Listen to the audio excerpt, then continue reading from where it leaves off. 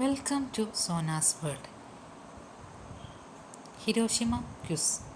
Hiroshima ഏതു രാജ്യത്തിലാണ് സ്ഥിതി ചെയ്യുന്നത്? ജപ്പാൻ. ഹിരോഷിമയിൽ ആണവ ബോംബ് വീണത് എപ്പോഴാണ്? 1945 ആഗസ്റ്റ് 6. ആണവ ബോംബിൻ്റെ പേര് എന്തായിരുന്നു? Little boy. ആ ആക്രമണം നടന്നത് ഏത് യുദ്ധത്തിനിടയിലാണ്? രണ്ടാം ലോകമഹായുദ്ധം. ഹിരോഷിമയിൽ ബോംബ് എറിഞ്ഞത് ഏത് രാജ്യമാണ്? അമേരിക്ക.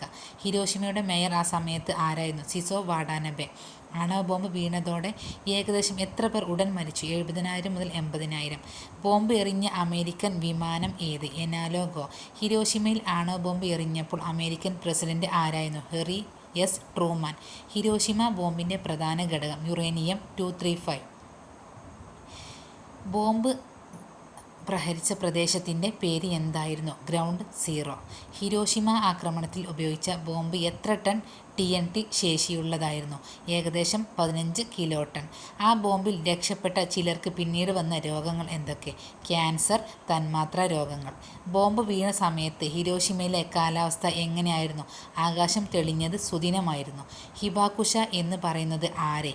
ആണവാക്രമണത്തിൽ ജീവൻ രക്ഷപ്പെട്ടവർ. ഹിരോഷിമയിലെ പ്രധാന നദി ഏത്? ഒറ്റ നദി.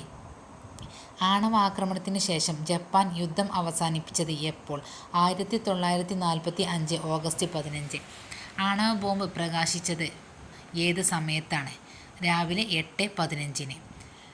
ആണവ ബോംബിന് പിന്നാലെ ഹിരോഷിമയിൽ ഉണ്ടായ പ്രശ്നം ആണവ കിരണ വികിരണം. ആ ആക്രമണത്തിൽ പൂർണ്ണമായും നശിച്ച സ്ഥലങ്ങൾ എത്ര കിലോമീറ്റർ പരിസരമുണ്ട്? ഏകദേശം 1.6 കിലോമീറ്റർ. ഹിരോഷിമയിലെ പ്രശസ്തമായ സ്മാരക മന്ദിരം ജൻമന്ദിർ. ഹിരോഷിമ ദിനം ആചരിക്കുന്ന ഏത് തീയതിയാണ്? ഓഗസ്റ്റ് 6. പീസ് മെമ്മോറിയൽ പാർക്ക് സ്ഥിതി ചെയ്യുന്നത് എവിടെയാണ്? ഹിരോഷിമയിലെ നഗരമധ്യത്തിൽ. ഹിരോഷിമയിലെ മെമ്മോറിയൽ സെറിമണി നടന്നത് ആദ്യമായി എന്നാണ്? 1947. ഹിരോഷിമയ്ക്കായി നിർമ്മിച്ച കുട്ടികളുടെ സ്മാരകത്തിൻ്റെ പേര്?